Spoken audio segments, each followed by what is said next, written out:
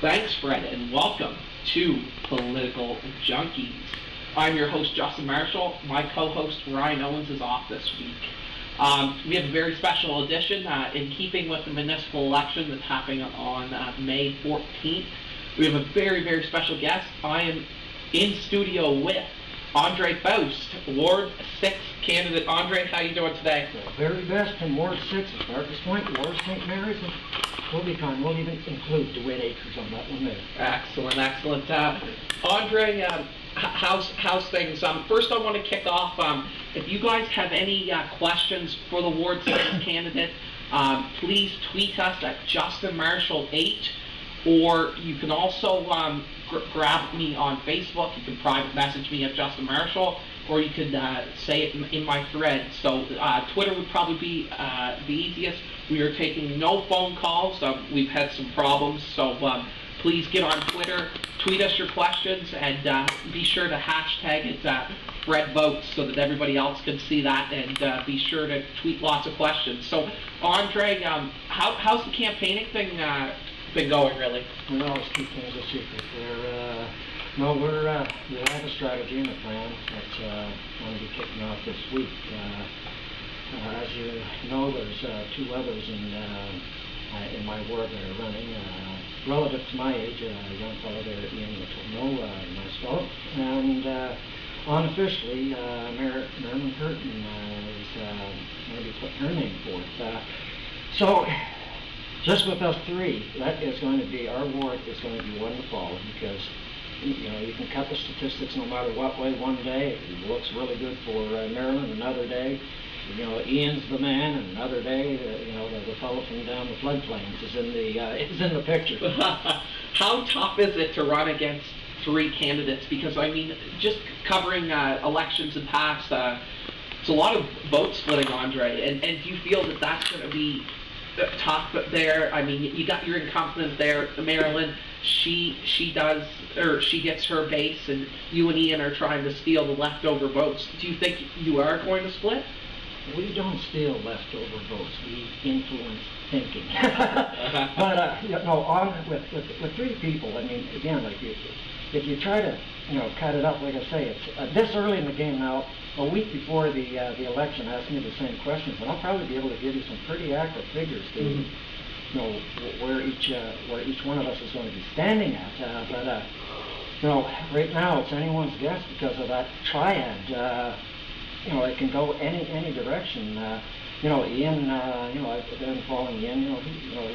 He's got good things to say. He's got good ideas. Maryland's experience. I mean, that's a bonus. But they talk about incumbent advantage. That all sounds nice, and it does. But there's also a downside of that, because if you're in the incumbent, then you're open for attack, and not malicious attack, but just on discussions on your performance over the 4 years. Because the incumbent's the one who's been there, and they need to have the answers. It's just logical sense. So I guess when the incumbent's point of view, you can't have one without the other. Yeah, no, for sure. And what are some of the points that you think? Because I mean, you're obviously running because you don't feel that Maryland has best represented her constituents, say, or you want the job. So what do you feel that she's done wrong that you're going to pinpoint? Well, Justin, that's a really unfair question, because I'm not running against Marilyn because of what she's done wrong. Actually, Marilyn is a good old pointer. She's been there as long as I have, maybe a few years longer. What brought me into the arena, it wasn't for adversary purposes. Okay. What it was is that our society has changed. And what we have now is new challenges that are coming forth. Just recently there, we've seen, Stephen Harper, bringing in his budget plan. We've seen Dave Alwood. Those things that's going to affect the workings of Fredericton. That's where the challenge is going to be. I mean, really up to this point, there isn't really any salient operational mess up that the city has done. I mean, last week Chief McKnight releases crime statistics. Crime is down, which is, consistent with the national average. But in Fredericton, we seem to be doing pretty good. Overall, we seem to have it. But this is all pre-recession stuff. Now that we're entering the recession and the global economies are destabilizing, really, a person should give their head a shake for getting into politics at this time. It's always good to get in politics when things are good, but the future, there's going to be some challenges that comes up, and that's probably where Marilyn and I differ. So, the way that I think I'm a structural functionalist, and I look at structures and relationships, how things work. There's some common issues that all of us candidates are talking about. But I'm going even further behind, and I'm actually analyzing the problems, the components to it, and with that to at least put forth some tentative solutions. But there's a catch to that, because one of the things is that for all of us candidates, we all approach it, and it's common to all of us, is the me, what I'm going to do. What we forget is that once we're elected, we've got to work with other councillors. So therefore, we have to understand the needs of those other councillors in order to represent one's constituency even better. And the other drawback is that there is a thing called the Municipal Act and the Municipal Planning. And with those two things, they actually dictate what you can do and what you can't do. So I can come up with some really grandiose ideas and say, well, I can do this, I can do that, but the acts won't permit me to do it. So I guess what I'm saying is that I'm prepared to make changes to the Act to accommodate a need, but I can't do it the other way. I can't accommodate a need without making a change to the Act or making a recommendation to my, whoever will be my co-councillors at that given point in time. What are some of the hot topics in your ward right now, Ward 6? What's the big heated debate? What's the big talk around town, and Barker's Point and all those wonderful areas? What's taking place? And you got to also follow me. Think in terms of class and structures. There's also other categories that are similar to what we're experiencing, but not necessarily the identical situation. But bringing it back to McMinimum Court, what we have for a problem is that we have a developer who has a parcel of land. There's a subdivision, McMinimum Court, and for those who aren't familiar with Barker's Point, with Fredericton, this subdivision is located on, I'd say, the eastern side of Fredericton, on the other side of the Princess Margaret Bridge, just about probably about 50 meters from the Ramada. And there's a railway bed that cuts the two in half. So basically, McMinimum Court has been a dead-end street for as long as I can remember. I've lived there since 1960, and I've seen it grow when it was just a couple houses. But over that course of that time period, it's been a one-way street, quiet, great place to bring up your children, for the younger families. It's a wonderful place. Now, what Coulter's has asked the city was to rezone so that he could place a development in that little band from the railroad tracks to DeWitt Acres. His first plan is 42 houses, and at the end of the phase there'll be 200 and some houses. That's that idea in itself isn't bad. Where the evil comes in is to join McMinimum Court to his subdivision. Now that's going to change. It's going to do a lot of things. First is that the residents will lose the right to privacy, quiet, and safety. Because right now, you go there, people are playing, road hockey. Little kids, 2 feet high, little Smurfs are running across the road, and there's a high degree of safety. But once that joins up, that's going to be gone. That's going to be in the past. We also have some wetlands that are also located in that area. There's a risk of that being compromised. And then we have another component. I said I'm the young fella from down. Yeah, I'm 58 years old. If I believe that I'm a young fella. Yeah, I'm a loser. We live on the floodplain now. Where I live, I live right beside the St. John River, but where McMinimum Court is, there's an actual depression in the land configuration, and it doesn't seem to take too much for hardships to fall on that particular street. Now the risk with the clear cut, and that that configuration is the risk of increased flooding increases. So there's all these negative things that are happening. And one of the last points of consideration is the traffic flow. We have a big problem with the Princess Margaret Bridge. It's been in the plans to make an alignment or put in a circular roadway on the north side of the Princess Margaret Bridge.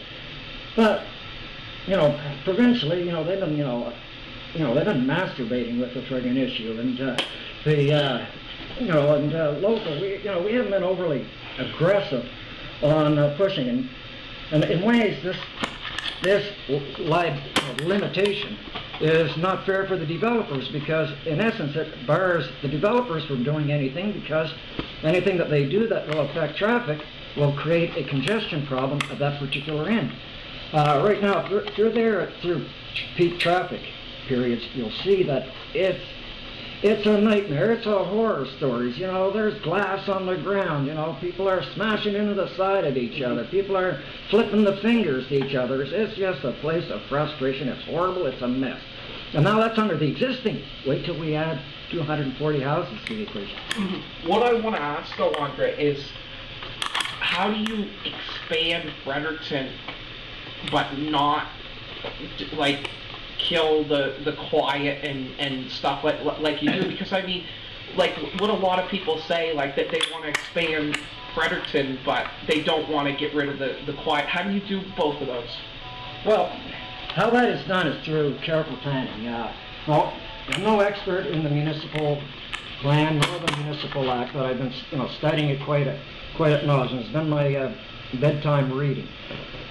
And what I see, one of the problems that I see with both packages is that they don't entertain a concept to what I call community engineering. What I mean by community engineering is planning ahead. Right now as it exists, developers have to do things according to certain regulations. The house has to be a certain size, there has to be a setback distance, all those kind of, but there's nothing in the regulations that says to the developers that you have to think 21st century. You have to start to design your community right on the onset, which may include, open green spaces, which may include a system to allow people to socialize. There is some of that, but that's more or less geared to get people down to where the commons is at, and not to the particular bedroom side of the city. And most of these new communities that are coming up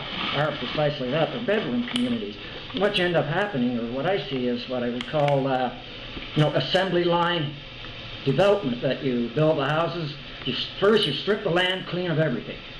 Well, I live on the floodplain. I have issues to that because that water's got to go somewhere. So the ground loses. I mean, it doesn't take rocket science. Any farmer will tell you, what happens under those circumstances. So that's how the existing system is. The existing plan, it appears to really favor economical development in all aspects. And that's not to say that that's a bad thing, because again, it's on how you do it, how you approach it. But right now, as it stands, and I'm just going to speak from the developer's point, and it's not, to downplay. I mean,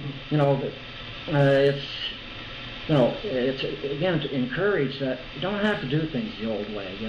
You can do things the new way. And there's other towns I've come across, some great examples, around the world of where communities have adopted this, community engineering approach. But what it is with us, we're always putting the horse behind the cart. And if you understand how the planning works, it's over a 5-year period. And right now, coming to the elections, this is kind of the end of one of the 5-year periods. And now we're starting to set up for the next 5-year period, which introduces the bylaw rezoning plan, which is going to be a hot issue within the next year. And I don't know if you've come across that yet or not, to what's happening there. Was that new information? We got a question coming in from Luke Robertson. What do you think, Mr. Faust, about the mayoral candidates this year? Well, You know, we have Luke Skywalker on one side and we have Darth Vader on the other side. Well, again, it's almost like in my situation. I had to throw that little dig at Brad there. You know, somebody's got to rattle his chain once in a while. But again, here's food for thought. You have, on one hand, someone who is experienced, has been around, for a while. And then, you have what I call the neo-thinker. We have Matt, who does think in terms, who does understand concepts like community engineering. I don't want to at this point say, trying to say one's better than the other, but I guess when it comes to the day of throwing the ballot is on the long term for the future of Fredericton, who is going to be better? The past is the past. The past brings us to the present, and the present what takes us into the future. Which of the two is the best equipped to bring that? I haven't received a kickback from Matthew or Brad, so I'm not going to endorse either one of them. Andre, you're always great to have on. Luke's second question is, what are you going to do for Ward 6, really? I mean, you talked about the McMinimum court. We know your stance on that, but just some other things that you're going to do for Ward 6 that Luke's asking. Okay, earlier I mentioned about community engineering. One of the things that I've known, because I've lived there, like I say, since 1960. In 1973, amalgamation had come in. I can't tell you the exact day, but I think it was in August of 1973, which was all nice and great for, extra tax revenues for the city. But here's the thing with lack of understanding community bonds and how important it is to keep identities. Prior to that, you had Marysville, you had Barker's Point, you had Devon, you had Nashwaaksis. Each community had their own distinctive identity. In Barker's Point, it even had gotten to the point that you were not only a Barker's Pointer, you were a Hamiltonian.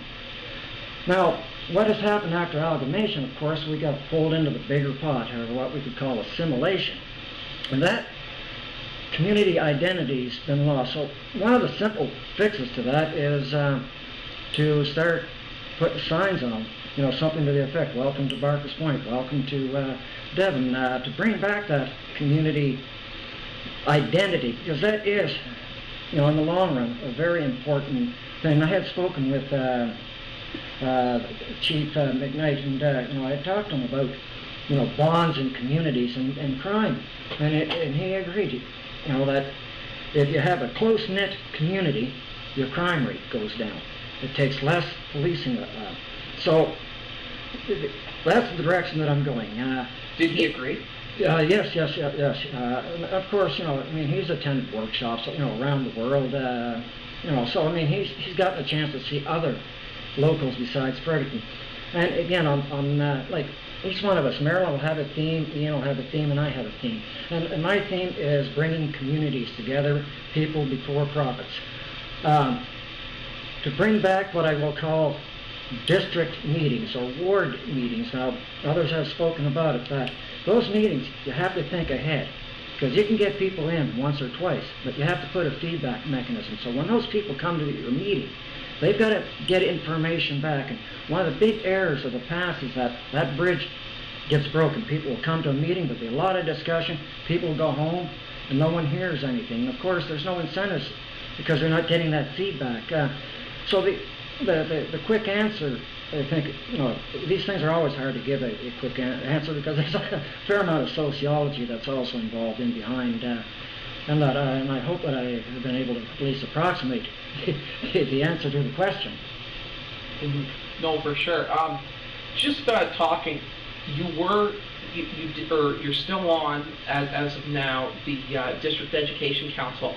Running for Ward 6, are you still allowed to run for the District Education Council, or do you have to take that off now too? No, that's an all or nothing. That's kind of interesting because technically out of our ward, there are two people that have something to lose. Is Marilyn and myself, which is no, I cannot. It's one or the other. You can only run for one position at a time. Police, my nomination forms, distinctively, sets that out. I can't check off 2 boxes. If I can check off 2 boxes, I might as well check off 3 boxes and go for the mayor's position at once. But being a representative on the District Education Council, I mean, it's a mini model of how council works, and that's what I said earlier. When you get on council, is that yes, I can, talk to my ward and say all these kind of nice things, but the bottom line is that once a person is elected, sure that the talk is going to be there. You're here to represent all of Fredericton, just not only your ward, and that's something that a person can't lose sight. And that's why I will not make concrete promises, because, like I said earlier, I have to deal with the Municipal Act. There's regulations that, if I say something that's contrary to those regulations, I can't do it, nor can anyone else. But what I am talking about is a vision and what I'd like to see happen, in the next 4 years, and that is, a change on how we do things, and specifically to bring the community back to the community members, to foster interpersonal connections within the community, and that's where we get our strengths and our bonds, is through those type of relationships. Mm-hmm. Andre, we got 9 minutes left with you. Eco Fredericton just tweeted me, what's André Faust's opinion on the gated community plan for his ward about gentrification of the north side? Hashtag Fred votes. What in the hell is a gentrification? So, overall, it relates to what I'm saying. The current plan is not suitable for, one, environmental considerations. Like we say, most of these type of developments are basically to strip the land of all of its resources, to build open space to accommodate little boxes that we call houses, and sell them at the quickest rate, at the best price that is available at the time. No considerations are usually done on the eco consequences, on the sociological consequences. This type of model is just strictly profit-based, and we have to start changing. Is that we have to put people before profits. And as I mentioned earlier, is that yes, these things can be, thought of and implemented at design time, but unfortunately, the regulations do not allow for that type of power to, to basically give direction to developers. Is yes, you can build, but here's how you're going to do it. The bylaw revisions, I mean, if you look through it, and you look through the Act, you see a lot of this by shall and by may. Those are 2 concepts that one has to keep in mind, because any time a regulation is changed to take the shall out to a may, that opens the room for abuse. Mm-hmm. We've got 7 minutes left. Be sure to continue to tweet those questions into André Faust, candidate for Ward 6. Andre, just talking about you have to represent all of Fredericton. Matthew Hayes has been big on the bus, transportation. What's your vision on the Fredericton transportation situation right now and the bus? Again, that comes back to community engineering. That's one of the components, is that the bus system right now is a failure. It's a failure in the respect is that this system could, if implemented correctly, could lessen the gas emissions from the vehicles. And to maybe describe the problem is that I live down in Ross Terrace, Lower St. Mary's. I'd love to take the Fredericton Transit, but timelines do not allow me, because it can take up to 2 hours for me to get from point A to point B. So there's an inherent problem in the design. Now, the people who are involved say, well, yes, we thought about it. We can't, we know there's a problem that seems to just end there. Well, we can't do it. And I hear that so many times. We can't do it because of legislation. We can't do it because of this, blah, blah, blah, blah. The problem is still there. There is a solution. We have to have the patience, and we will find it. Mm-hmm. For sure. Just on other on other stuff, what's another thing? I mean, you seem to be all about the bringing back communities. What's some of the recreation things that you can do specifically in your ward and to try and I mean, sure, there's lots of recreation in Fredericton, but how do you bring all your specific community together, and have a meet and greet type thing? How do you do that? Well, now there was a practice, and I don't know. Well, I kind of know why it happened. It was called 911 and fear. We used to have Barks Point days in Barks Point pretty well annually. I remember in the 80s, that was always a big thing, and those are things that need to be kept up, not only in Ward 6, but in all the other wards, because that is part of bringing people together. We have, part of our trail system in our area is really undeveloped, and really it's not maintained. It seems to cut itself off by where the old Abe Levine scrapyard used to be at, in behind the Copperwright apartments where the old bag factory used to be at. It kind of stops there, but once you get back down into the lower St. Mary's areas, it starts to get pretty ratty. So, that is one thing that, if they be maintained, would increase, traffic from our area to Barker's Point, would make it a little bit more encouraging to use the trail system for it.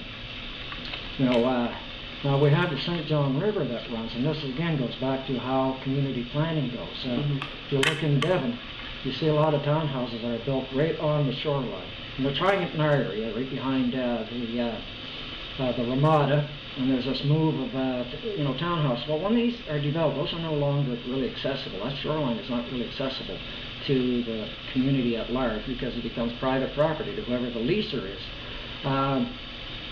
So those are things that could be developed and used for public use rather than for individual financial gains.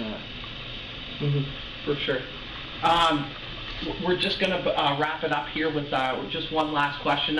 Just another tweet came in. Eco Fredericton said, sorry, my academic side is showing. And he was like, haha, isn't a subdivision project planned to be built on the floodplain? And we talked about that. So I think that's what his gentrification thing was about and everything. Yeah, also, I just had to do something to keep this conversation alive. No, I mean, yeah, that's where the actual subdivision is going is not within the elevation of a flood, but it can contribute to making a situation that is bad worse. Just Andre, do you have a blog? Is there places that people can contact you, talk about issues and stuff like that? There's my Twitter, which is under my name. Yeah. The site. There's not online yet. Well, it's online, but I haven't published it. There's a few more tweaks that I have to do to it to try to bring some interactiveness to it. Being, of course, being a web programmer, what can you expect? But I want to try to add some of the bells and whistles that exist. Reminder, you can get a hold of Andre. It's at Andre_Faust on Twitter. Do you have Facebook at all? It's just André Faust. André Faust. Get a hold of him. Talk some more. Andre, you're always a very colorful character to have on. Absolutely love to have you on. And you used to host. You were part of the Crazy Train show here on CHSR. I was the founder of the Crazy Train back in 1982, I believe, to 86 until we got locked out for the University Wars. Oh wow, yeah, no, and CHSR has a lot of history. We're going to take a short break. Let Andre get out of the studio. John Hoban's going to be next. But first, we're going to play some Jimmy Riggers and the Modern Warfare live on CHSR.